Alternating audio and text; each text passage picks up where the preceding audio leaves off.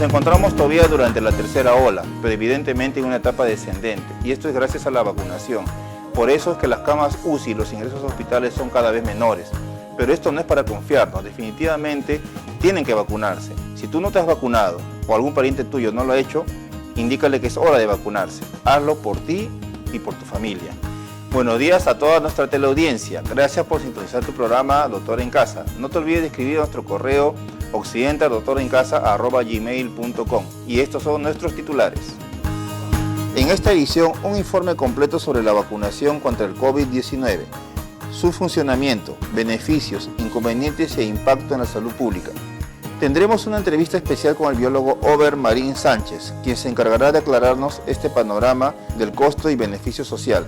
Él nos dará los argumentos y razones de lo importante que son las vacunas para la protección y el desarrollo de los anticuerpos. Los trastornos de las articulaciones y de los músculos temporomandibulares, con frecuencia llamados trastornos de la ATM, son un grupo de afecciones que causan dolor y disfunción en la articulación temporomandibular y en los músculos que controlan el movimiento de la mandíbula. Estará con nosotros el doctor Jorge Luis Cornejo, cirujano dentista, quien nos hablará sobre este trastorno que causa malestares e inconvenientes que afectan nuestra vida. A continuación tendremos una entrevista del doctor Armando Félix, hecha al doctor Over Marín, biólogo con especialidad en genética e inmunología. Él nos hablará sobre la importancia de la vacunación, su mecanismo y los mitos y fake news que existen al respecto. Estoy con Over Marín Sánchez, biólogo, magíster en ciencias, con especialidad en genética e inmunología. Muchas gracias, Over, por tu tiempo. Gracias a ustedes por la invitación. Bueno, ahora, Over, vamos a hablar de una de las cosas que tanto te apasiona, que es sobre la inmunología. Ahora hay mucha, a pesar que el año pasado se ha avanzado mucho en lo que es la vacunación de la población en general en el Perú, todavía hay un pequeño grupo de personas que tienen miedo a la vacuna. Nos gustaría que tú nos expliques de a poco qué cosa es la inmunidad. Hay que comenzar con eso y luego cómo nuestra inmunidad va a mejorar gracias a las vacunas. Bueno, la inmunidad viene a ser aquel mecanismo de defensa de cada individuo. Hablemos microorganismos, hablemos plantas, en caso específico los seres humanos, que van a protegernos, ¿no?, frente a un agente infeccioso, frente a algo extraño, ¿no? En algunos casos, la inmunidad también nos protege frente a agentes propios. Eso en casos de autoinmunidad, que son mucho más complejos, pero la importancia de la inmunidad es generar un mecanismo de defensa frente a un agente. En el caso específico de las vacunas, estas vacunas son compuestos que tienen un principio básico activo que se llama antígeno, que en nuestro organismo, al ser inoculado a través de las vacunas, ¿no?, generan una respuesta inmune. Esto produce inmunidad y nosotros creamos moléculas como anticuerpos o tenemos ciertas células que nos ayudan a defendernos frente a este patógeno.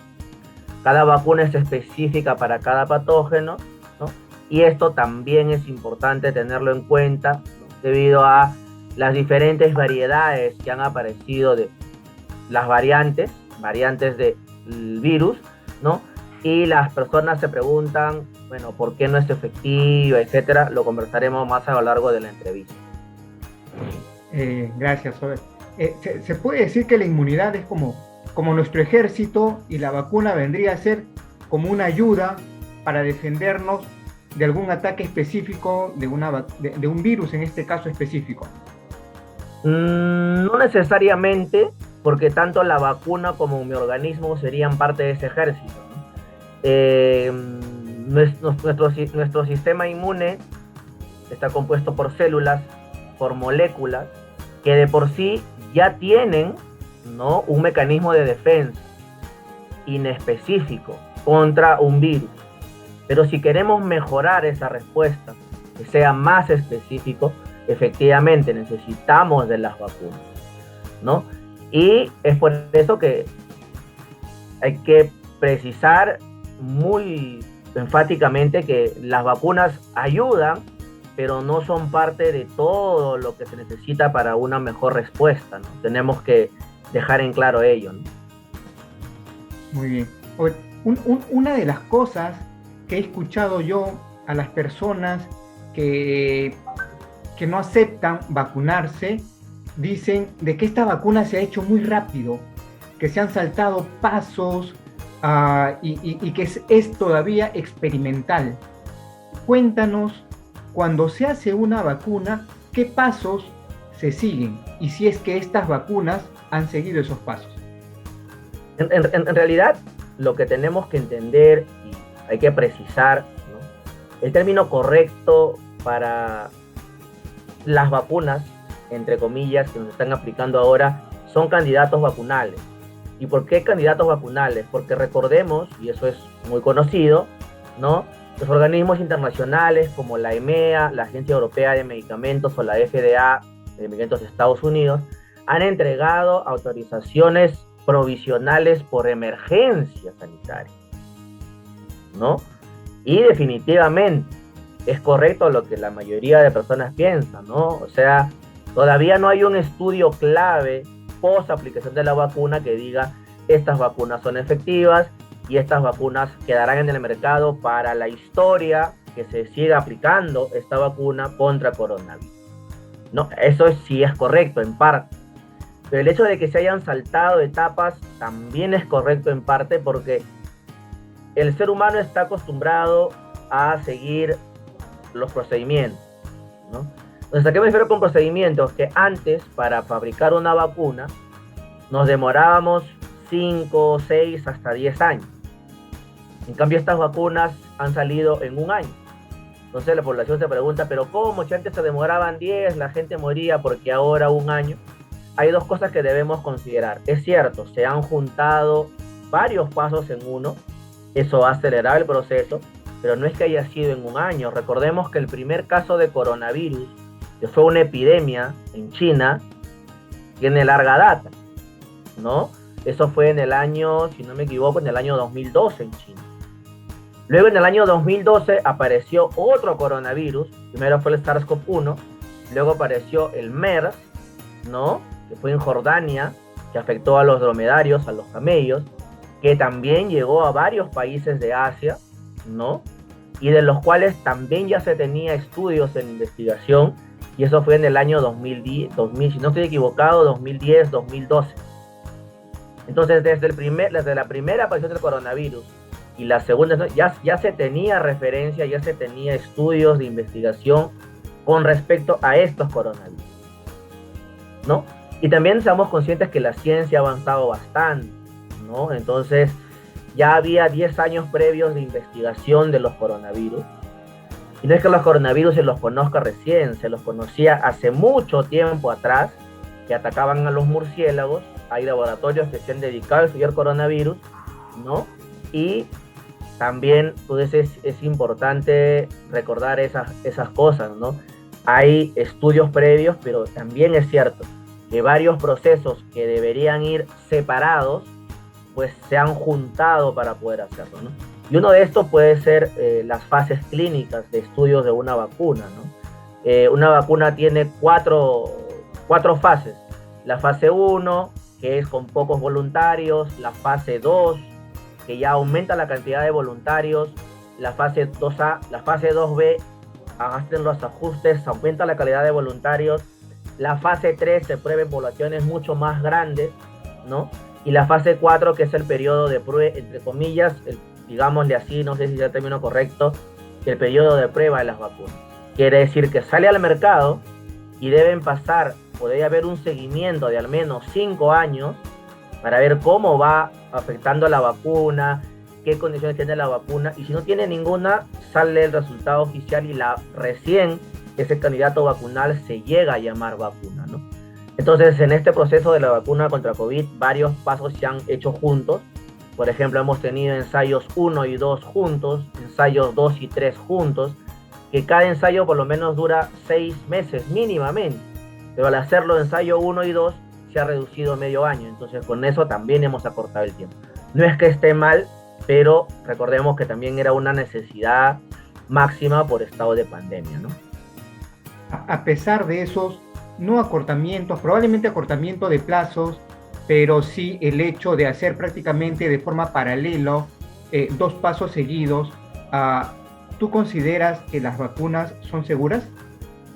Claro que sí, claro que sí. Las vacunas son seguras, las vacunas salvan vidas, ¿no?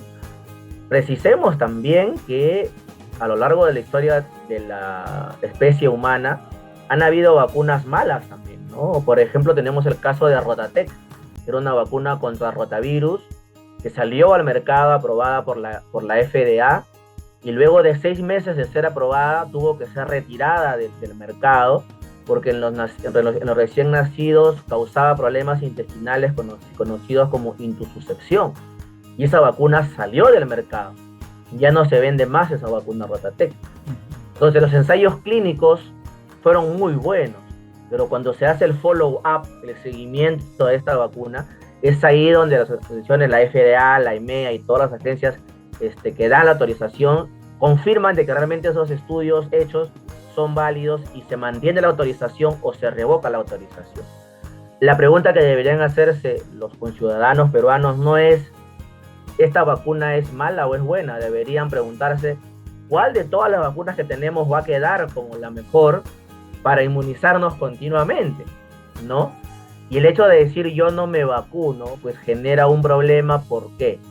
Porque no sabemos realmente cómo va a afectar cierto tipo de vacuna a la población peruana.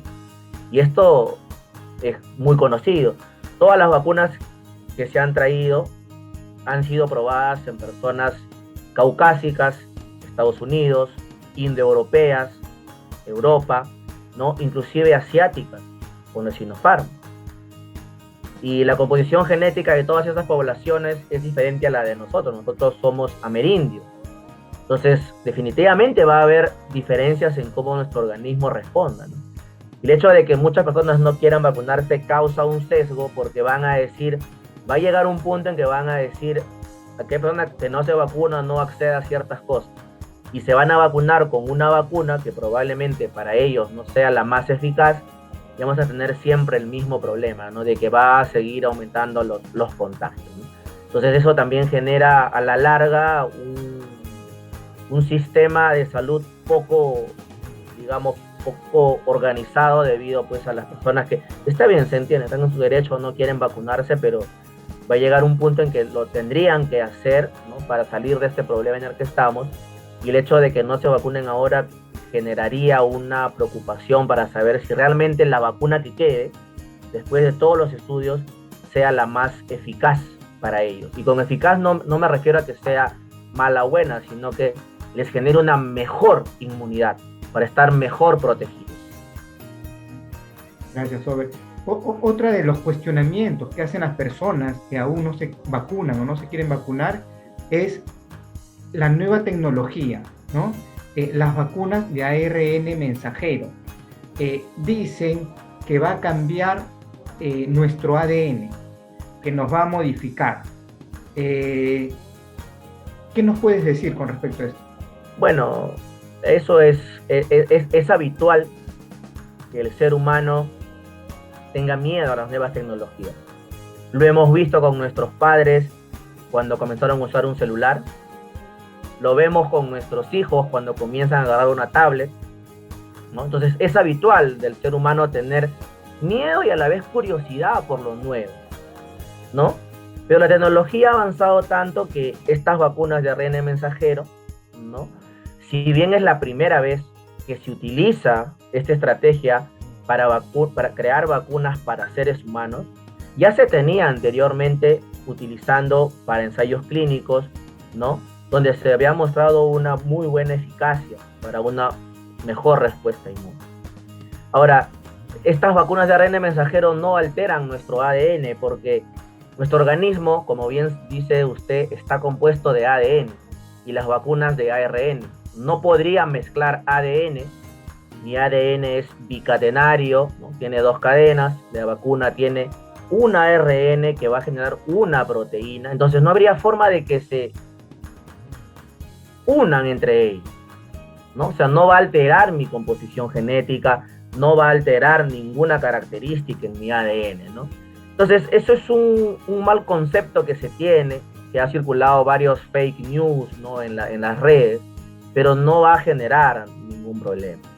Lo que sí tenemos que considerar, y eso también, como hemos venido conversando, precisar, ¿no? Estas vacunas de ARN son la primera vez que se usan en seres humanos.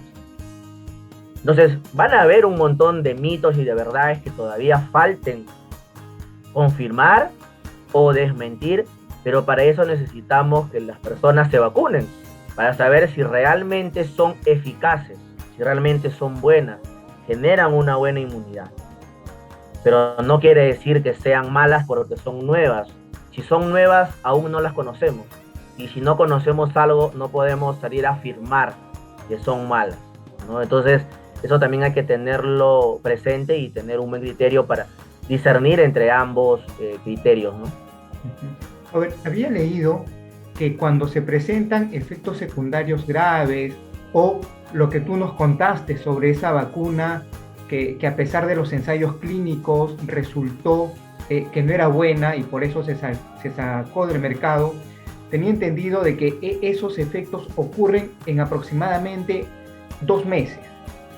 Correcto. O sea, si ya una persona ya fue vacunada y pasó los 2 meses, es muy poco probable que vaya a tener un efecto secundario negativo, diría. En realidad, como usted ha indicado, es un promedio, pero no es que sea un estándar, porque pongamos un caso muy sencillo. En la pandemia, algunas familias, un familiar podía estar una semana en cama, con síntomas muy moderados, por así decirlo, pero otro familiar podría llegar inclusive más días, incluso quizás hospitalizaciones, pero era el mismo virus que estaba circulando en esa casa. Entonces, con el tema de las vacunas es también lo mismo, ¿no? En algunas personas los efectos, si es que los hubiese, comenzarán a partir de cada dosis, ¿no? Y generarán problemas en un plazo de 2 meses, pero en otros puede ser mucho más.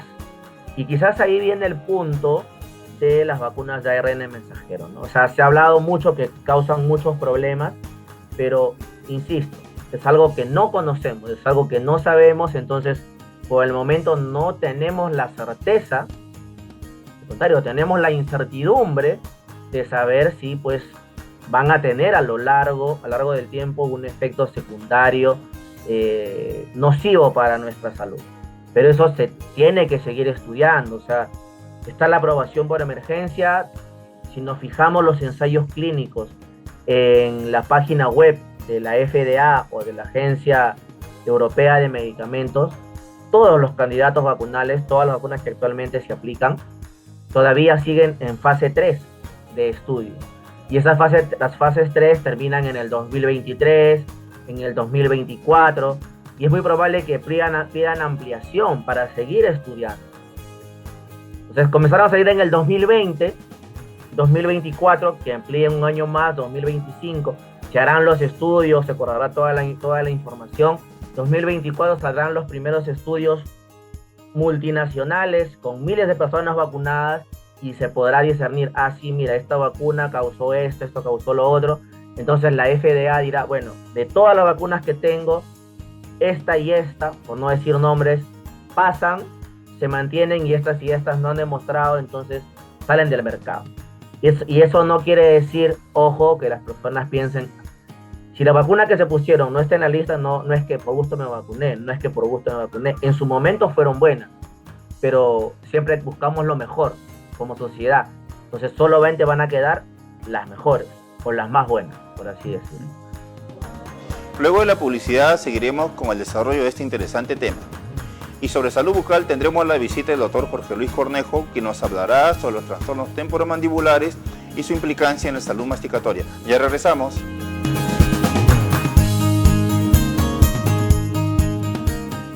Evercampos, corredor de seguros y asesoría financiera. Evercampos te ofrece seguros de vida, seguros de salud, seguros vehiculares, seguros para empresas y seguros patrimoniales. Somos expertos en seguros de flota vehicular. Evercampos brinda un seguro completo y confiable para empresas de transporte. Contamos con cláusulas especiales confeccionando los seguros a la medida del cliente. Capacitamos a nuestros clientes a nivel nacional e internacional participando de grandes convenciones de transporte. Contamos con una asesoría y asistencia en accidentes de tránsito las 24 horas. Únete al equipo seguro. Sé parte de Evercampos, corredor de seguros.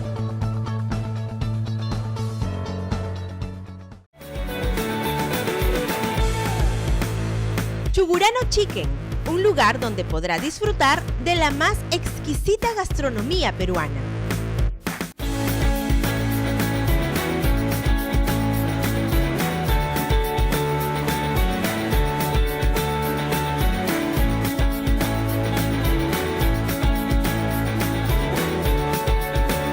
Amplios salones de recepción.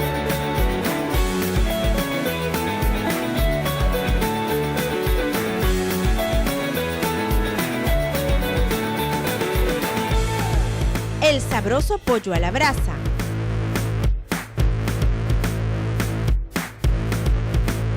Potajes cajamarquinos.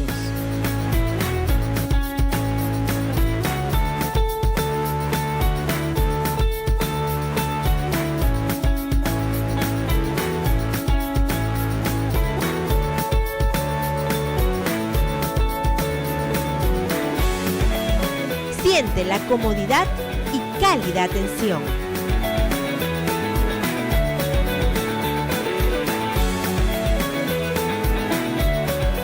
Chuburano Chicken, un lugar donde el tiempo se disfruta.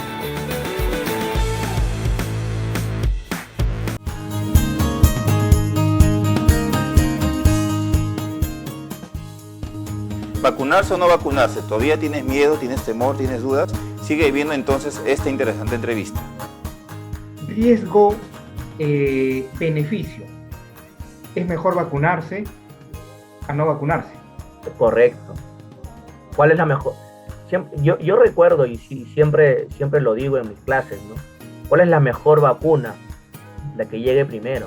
Y estoy de acuerdo con el eslogan que sacó el Estado, fue muy bueno, porque yo les decía a mis alumnos, profesor, pero la Sinopharm solamente tiene 68% de eficacia y la Pfizer tiene 94%.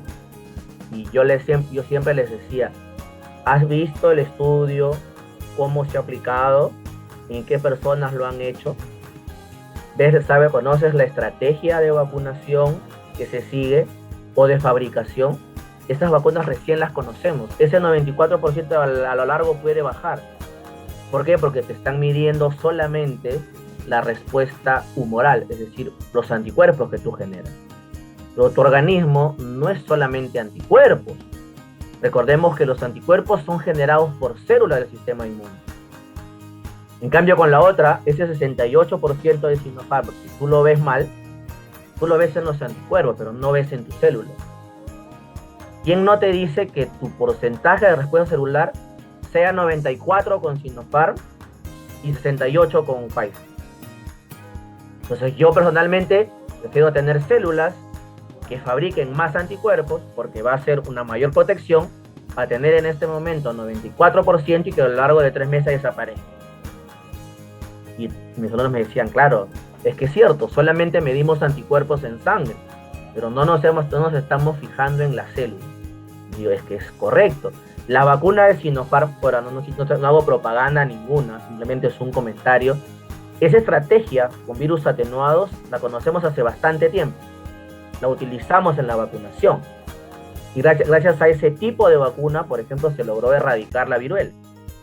Si ya se conoce, tiene larga edad, se sabe que no son nocivas, se sabe que no tienen ningún efecto adverso y se sabe que generan una memoria a mediano plazo. Ya se conoce. Pero el ARN mensajero no se conoce, entonces no se puede saber. No, pero igual, profesor, 94% contra 68%. Yo le digo, te pregunto, ¿dónde se ha puesto en marcha el primer ensayo clínico de Sinopharm? En Asia. Y de Pfizer en Europa. ¿Con quién nos parecemos más genéticamente? ¿Con Europa o con Asia? Con Asia. Entonces, ¿dónde crees que va a haber una mejor respuesta? ¿Con Sinopharm o con Pfizer? Bueno, con Sinopharm. por supuesto, porque hay una mayor coincidencia genética, aunque no seamos iguales, pero hay una mayor coincidencia genética. Entonces justamente me tocó hacer una clase, recuerdo el día en que un montón de personas de Lima viajaron a Chincha a vacunarse con Pfizer, porque no querían Sinopharm en Lima. Yo les decía, espero que ninguno de sus familiares haya ido a vacunarse con Pfizer, pensando que es la mejor y que después no tengan efectos adversos. ¿Y por qué me preguntaron? Claro, porque ¿cómo sabes que Pfizer te va a hacer bien a ti porque le hizo bien a otro? Es como si me dijeras, cuando tengo fiebre, me tomo un Panadol y me pasa, y a todos no nos pasa con Panadol. Entonces son dos cosas diferentes, entonces no mezclemos las cosas. Y insisto en el tema anterior, sobre las vacunas de ARN mensajero tenemos un largo camino, como dice Antonio Machado, se hace camino al caminar, nos falta caminar bastante todavía para conocer realmente los beneficios y los riesgos de esa estrategia basada en ARN mensajero. Entonces, analicémoslo de esa manera. He leído o escuchado de que el ARN mensajero que se inocula con una de estas vacunas, de esta tecnología, desaparece a corto tiempo. O sea, no es que está en nuestro cuerpo por meses, diríamos. No es que desaparezca. Lo que sucede es que ese ARN mensajero va a ser traducido a una proteína. ¿Y para qué se usa esa estrategia? Vamos a explicarlo muy didácticamente en palabras muy simples para que se pueda entender. Todo organismo tiene un material genético. Puede ser ADN o puede ser ARN. En el caso de SARS-CoV-2 es ARN. Es un ARN de cadena simple, una sola cadena positiva.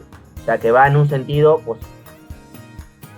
Ese ARN de ese virus contiene todas las moléculas necesarias para que el virus se pueda replicar, para que pueda continuar su proceso infeccioso, para que pueda formar su estructura. Y sabemos que en la estructura viral hay una proteína, que es la proteína Spike, que es la que facilita el proceso infeccioso. ¿Qué se ha hecho? Para que ese virus tenga la proteína Spike, tiene que haber un ARN mensajero en el virus que se traduzca a una proteína, a la proteína Spike. Y para que haya un ARN mensajero, tiene que haber un ADN. No, un ARN, perdón, en el caso del virus. Entonces, ese ARN nunca se va a mezclar con un ADN, porque son dos cosas diferentes. No puedo mezclar un A con un B. Entonces, ¿qué se ha hecho? Se ha sacado ese segmento específico del ARN del virus, un fragmento muy pequeñito, y se lo ha puesto en una vacuna. Ese fragmento pequeñito solamente codifica para la proteína Spike, que es la responsable de la infección por SARS-CoV-2. Ese pequeño fragmentito se ha sacado, se ha aplicado muchos conceptos biológicos, ingeniería genética, que al final llega a la vacuna. En la vacuna nos ponen ese ARN mensajero y lo que va a suceder es que ese ARN mensajero va a ser traducido por nuestras células en la proteína Spike. ¿Y para qué me sirve que se traduzca esa proteína Spike? Porque mi sistema inmune va a detectar que esa proteína Spike no es propia, que es foránea, y va a comenzar a atacar. Va a comenzar a producir anticuerpos y toda la respuesta inmune. Entonces ese ARN mensajero no se queda, no es que se una a mi ADN tampoco, simplemente se traduce en la proteína, lo que queda es la proteína. Y como solamente queda la proteína, no hay riesgo de que haya un proceso infeccioso porque no es el virus completo.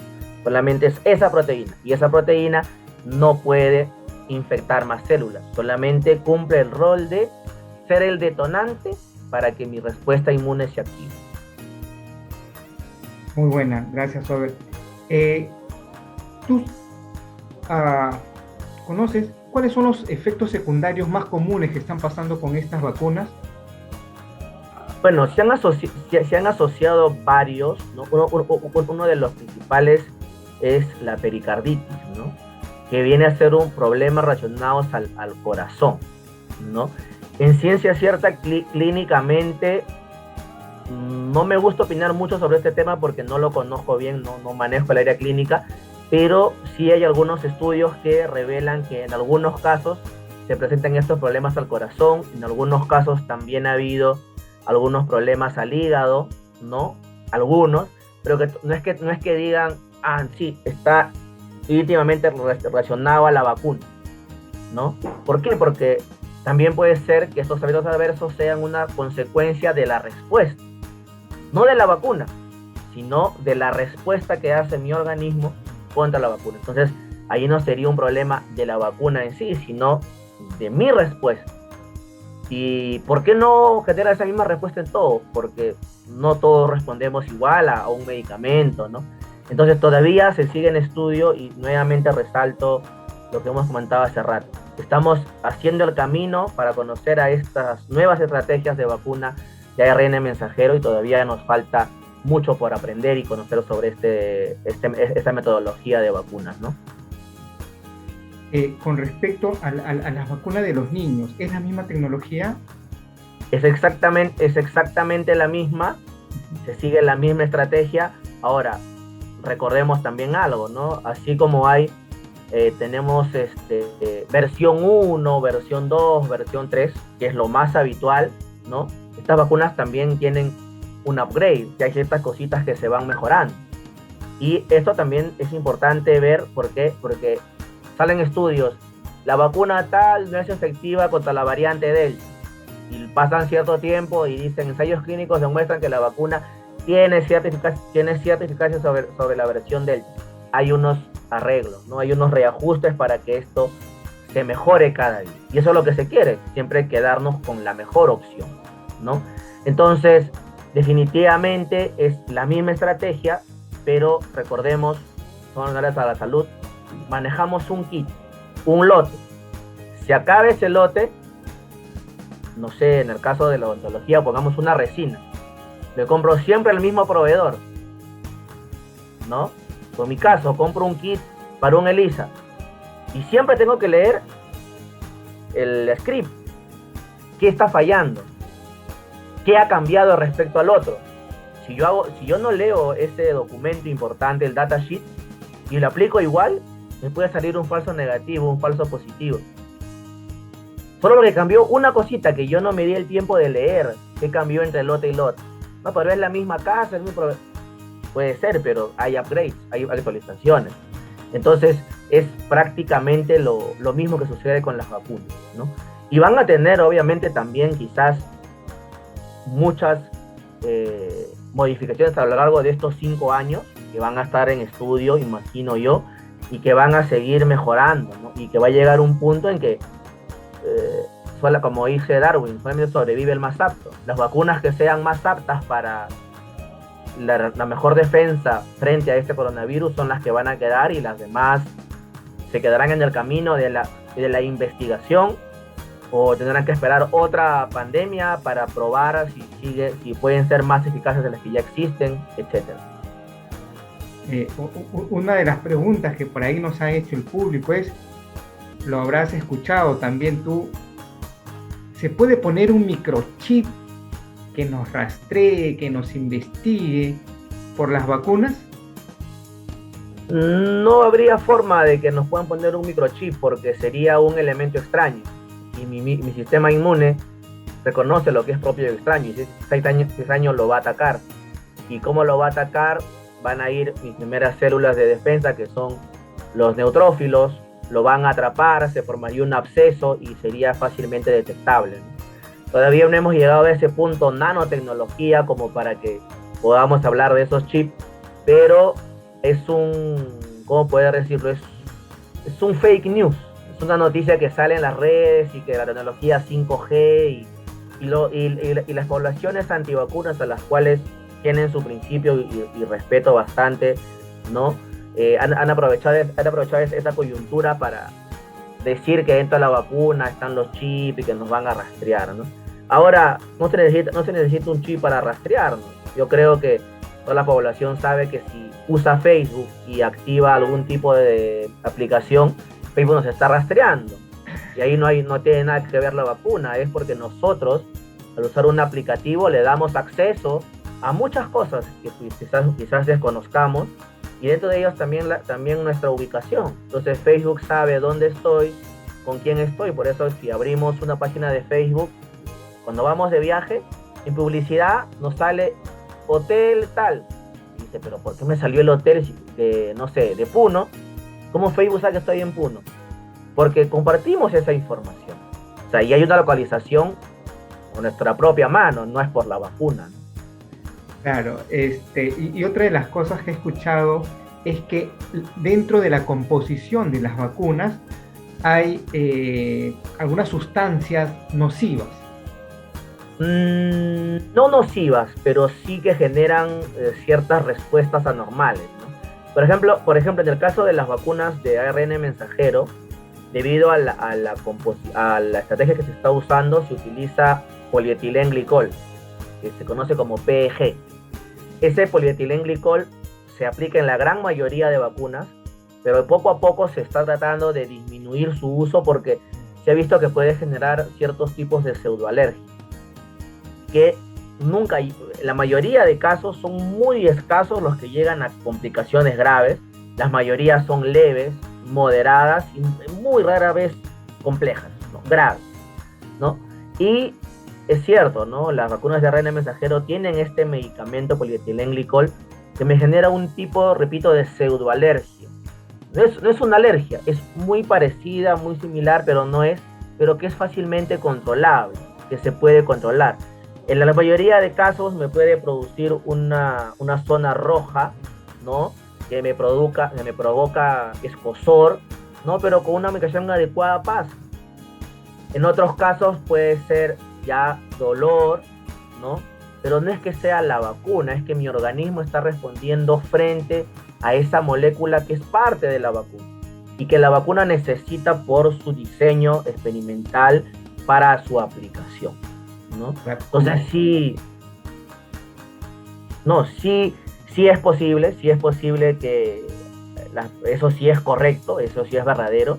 Hay ciertos componentes que sí es posible que generen algún tipo de respuesta extraña en nuestro organismo, pero las personas siempre lo asocian a la vacuna. Y si nos damos cuenta, no es la vacuna la que nos está haciendo se hincha, me duele el brazo, no es la vacuna, es mi sistema inmune que está respondiendo a un componente X que no es propiamente la vacuna, pero que forma parte de la composición de la vacuna. Entonces decimos, no, la vacuna me ha hecho mal, pero en sí no es la vacuna, ¿no? Es otro componente. Y esperemos que eso también cambie, ¿no? A lo largo del tiempo, que también se reduzca el uso de este componente. Ahora, evaluando y poniendo siempre en la balanza entre la posibilidad de hacer una alergia leve o los efectos secundarios que se están observando, en la balanza riesgo-beneficio, de todas maneras es un mayor beneficio vacunarse a no vacunarse. Efectivamente, es mayor el beneficio porque tenemos ahora, cada vez salen más variantes. Y digamos, no, yo no me vacuno porque cada vez salen más variantes. Pero el hecho de que haya más variantes no significa que necesito una vacuna específica contra esa variante. Igual mi sistema inmune me va a defender de la mejor manera. Igual escuchaba también un día un argumento de una persona partícipe de estos grupos antivacunas y me decía, Robert, pero mi sistema inmune igual se defiende. En mi casa hubo COVID antes que aparecieran las vacunas y nadie salió internado, hospitalizado, me decía, ¿no? Entonces, ¿para qué me voy a vacunar si mi sistema inmune ya está protegido y mi sistema inmune ha respondido bien? Yo digo, claro, no se necesitaría una vacuna, siempre y cuando, le digo, infectes por la misma variante. Pero si es otra variante, ¿cómo estás segura de que tu sistema inmune va a responder bien? Entonces, ¿conviene vacunarse? Sí, para tener una seguridad de que hay una mejor respuesta celular y una mejor respuesta inmune a mediano plazo, no a corto plazo. Muchas gracias, Robert. ¿Algunas palabras que quieras decir al público antes de despedirte? Sí, sugerir que crean en la vacunación. es la estrategia sanitaria costo efectiva en el sector público que ha sido mejor enfocada, creo yo, en esta pandemia y en estos años tumultuosos de gobierno que hemos tenido en los últimos 2 años, 3 años con casi 4 presidentes, creo. Indicarles que efectivamente hay temores con cualquier cosa nueva, hay muchas cosas que desconocemos, que todavía se sigue estudiando, que no nos consideremos conejillos de indias, ¿no? Porque si queremos dejar un mejor legado a las generaciones que vienen, tenemos que demostrar que sacamos lo mejor de nosotros en los malos momentos, y creo que este es un buen momento para hacerlo, y que cualquier duda que tengan sobre las vacunas, que no se guíen por los medios de comunicación, oral o escritos de nuestro país.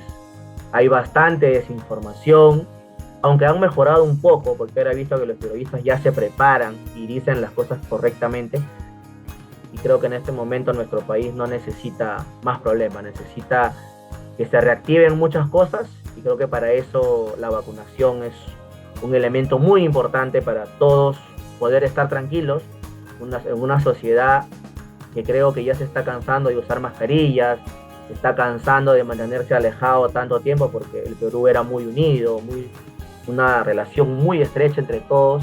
Entonces creo que la única forma de mejorar es vacunándonos para estar protegidos todos y así proteger a nuestros seres queridos también. Muchas gracias. Luego del corte estará con nosotros el doctor Jorge Luis Cornejo, cirujano dentista, quien nos hablará sobre los trastornos temporomandibulares y su implicancia en la salud general. Ya regresamos.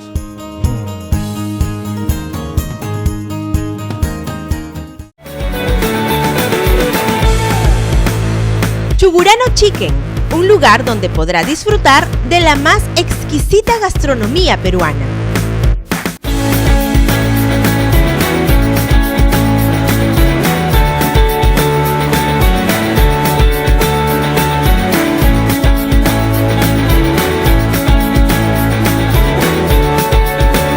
Amplios salones de recepción.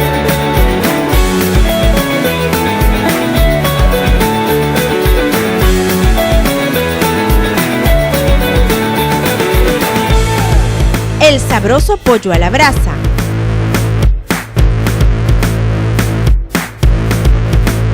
Potajes cajamarquinos.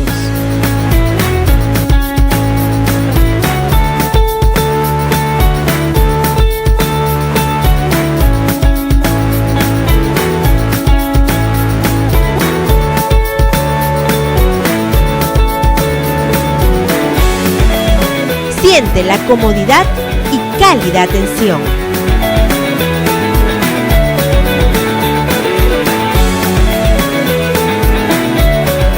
Chugurano Chicken, un lugar donde el tiempo se disfruta.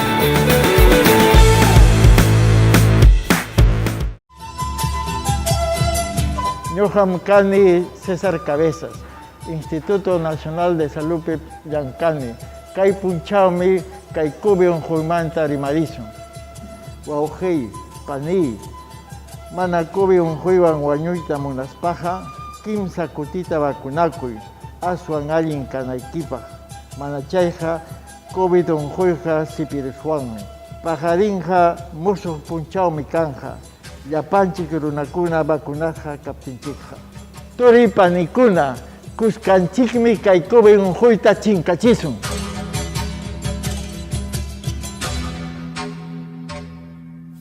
Siempre con el pueblo. Gobierno del Perú.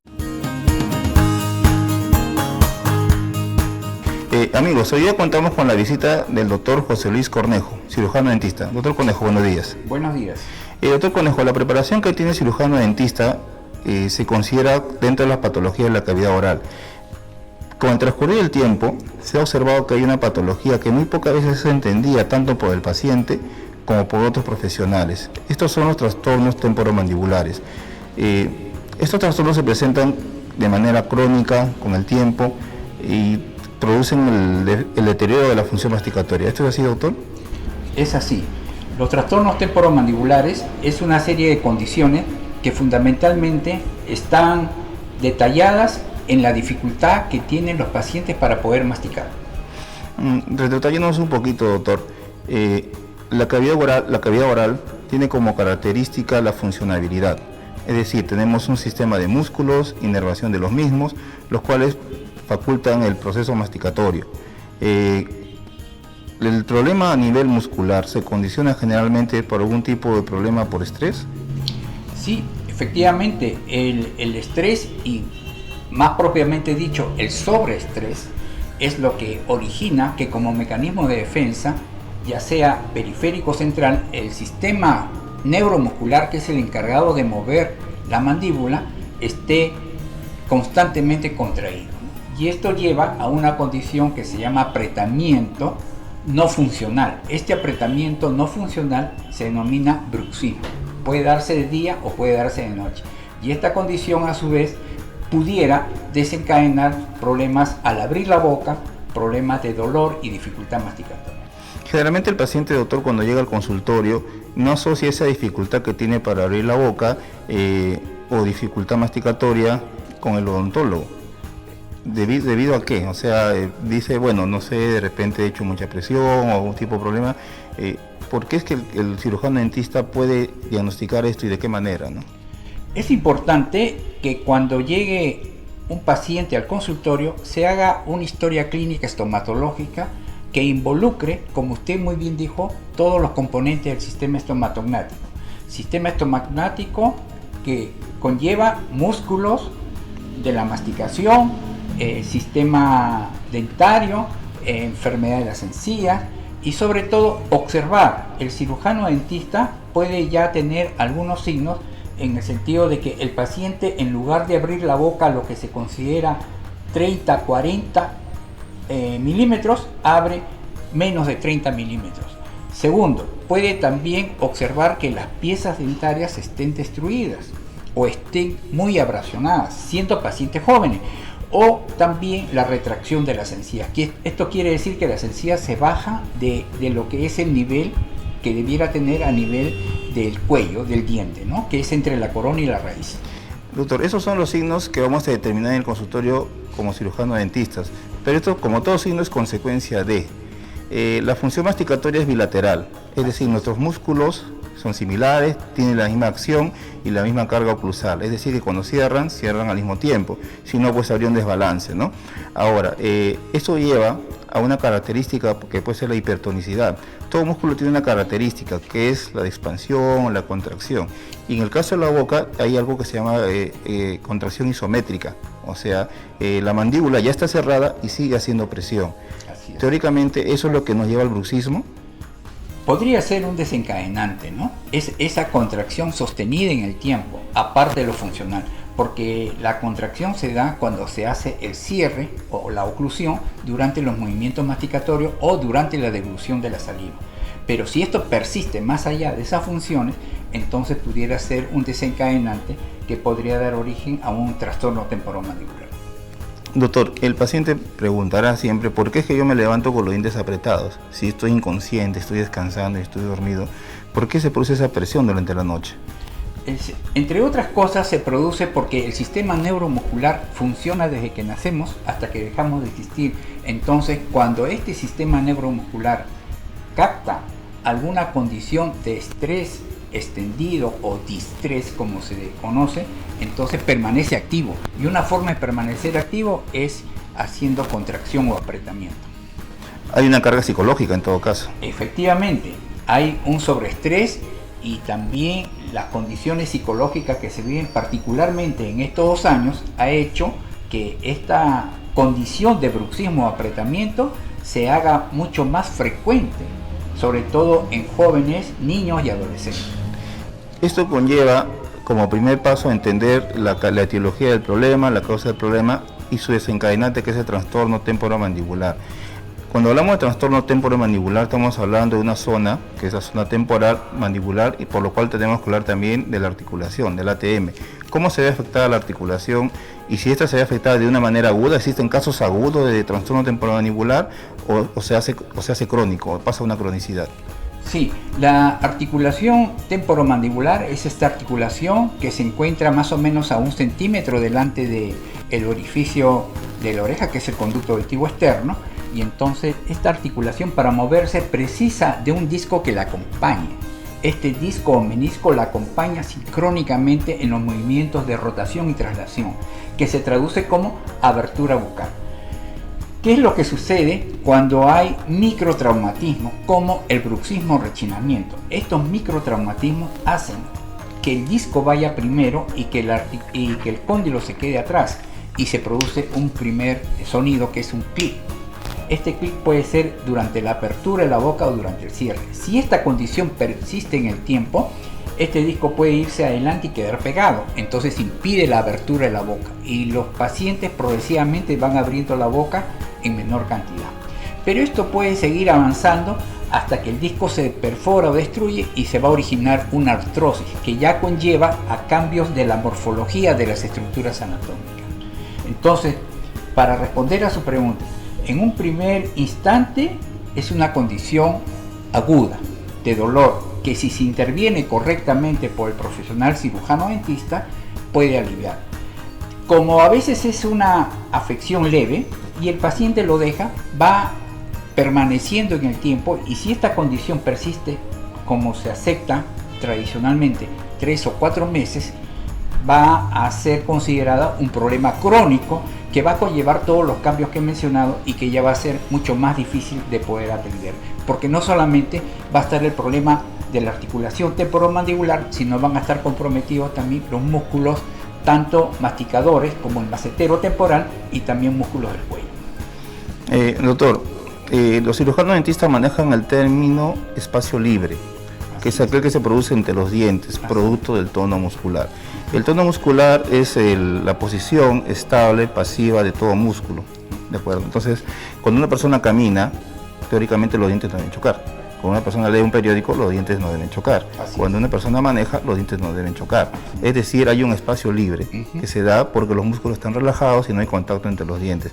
¿Este espacio libre se pierde cuando hay bruxismo, se pierde cuando hay estrés? Se pierde precisamente porque, como usted lo ha dicho, el tono neuromuscular está aumentado, está incrementado, y puede ser de un origen central, en la cual la medicina lo considera origen idiopático, porque no se sabe qué lo origina, o puede ser resultado de un sobreestrés, ¿no? Una tensión emocional mantenida y sostenida en el tiempo, que hace que estemos con los dientes apretados. Un ejemplo de ello, para poder entender, es cuando estamos enojados.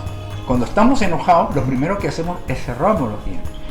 Cuando los cirujanos dentistas también estamos operando y algo se nos está tardando, apretamos los dientes. Y toda persona, ¿no?, que está frente a un sobreestrés o peligro, lo primero que hace es apretar los dientes. Pero esto es solamente un reflejo, no debe permanecer en el tiempo, ¿no? El sobreestrés hace que esto permanezca en el tiempo y pudiera originar una patología.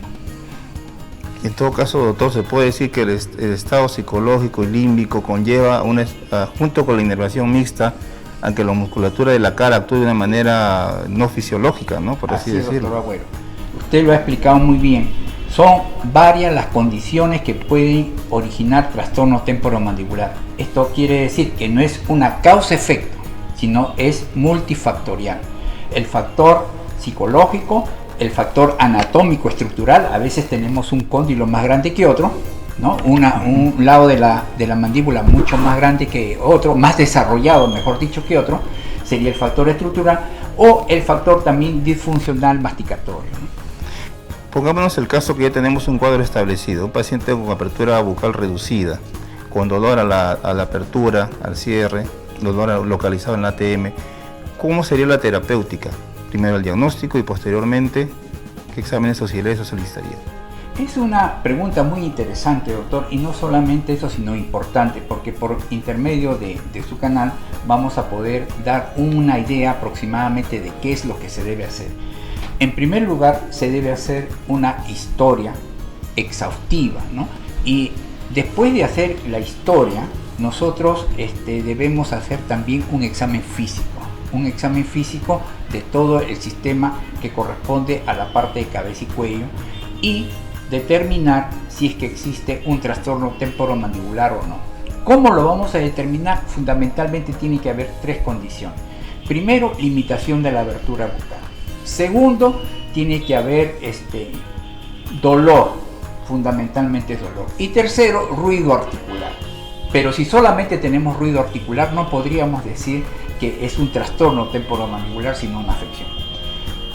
Allí nosotros tenemos que determinar si solo están afectados los músculos de la masticación o están afectados otros músculos, ¿no? Si están afectados otros músculos por problemas posturales, entonces tendríamos que trabajar con el fisioterapeuta. Una vez hecho esto, lo que nosotros debemos hacer es explicarle al paciente cuáles son las posibilidades de poder aliviar. Muchas veces pacientes llegan a nuestro consultorio con un problema crónico que los ha obligado a buscar muchos profesionales. Han buscado al otorrino, han buscado al cabeza y cuello, han buscado al médico fisiatra y no han encontrado problema, no han encontrado alivio, ¿no? Entonces, estos casos, doctor Agüero, son casos que se tienen que tratar en equipo multidisciplinario. Esto quiere decir que los trastornos temporomandibulares pueden ser leves, pueden ser moderados o pueden ser severos. En el caso de moderado a leve, el tratamiento debe ser multidisciplinario, entre el cirujano dentista, el fisioterapeuta y el psicólogo. Esa es una propuesta. Pueden haber otros profesionales de acuerdo a la condición del paciente. Algo que usted mencionó es la parte de la postura o postural. La cabeza está ubicada, por así decirlo, en una posición vertical con respecto a la columna vertebral, y esto guarda una estabilidad tanto para adelante como para atrás. En momentos actuales en los cuales casi todos estamos pegados a la computadora, se ha observado que hay un cierto grado de influencia en disfunciones, en estrés. Así es, doctor. Estas condiciones de estar, que nos ha llevado como respuesta frente a una situación nacional y mundial de salud, una realidad sanitaria diferente, nos ha hecho permanecer mucho tiempo en una misma posición como frente a la computadora o ordenador, ¿no? Si aunado a esto no llevan ejercicios de relajación o llevan, digamos, un momento de descanso y es un trabajo sostenido, sí, va a ir incrementando una mala postura, y esa mala postura en el tiempo pudiera también ser disparador de un trastorno temporomandibular. Doctor Conejo, ¿alguna recomendación para nuestra teleaudiencia, por favor? Bueno, en primer lugar quería agradecer al Canal Occidental por esta importante labor de difundir lo que es la salud para orientar a los pacientes, tan necesaria en nuestro país. Y agradecer al doctor Agüero y simplemente decir que los trastornos temporomandibulares pueden ser leves, moderados y severos, y los puede tratar con mucho éxito el cirujano dentista que está capacitado para ello, y también en muchos casos el tratamiento es en equipo multidisciplinario, y eso es algo que se tiene que tener siempre presente. Doctor Conejo, verdaderamente muy agradecidos, gracias por aclararnos este tema que a veces es muy confuso y difícil de entender tanto para los profesionales como para el paciente. Esperamos contar con usted en una próxima entrevista. Muchas gracias, doctor Agüero. Gracias, doctor Conejo. Bueno, llegó el momento de despedirnos. Como ustedes se dan cuenta, nos queda corto el tiempo para absolver las preguntas y todas las dudas que hay en temas de salud. No te olvides de sintonizarnos los días miércoles a las 12 y escribir a nuestro correo occidentaldoctorencasa@gmail.com. No te olvides que todavía estamos en pandemia. Mantén las medidas de bioseguridad, el distanciamiento social, el uso de la doble mascarilla, el lavado de manos, y no te olvides tú que la salud de tu familia también depende mucho de tu persona y de tus cuidados. Nos vemos.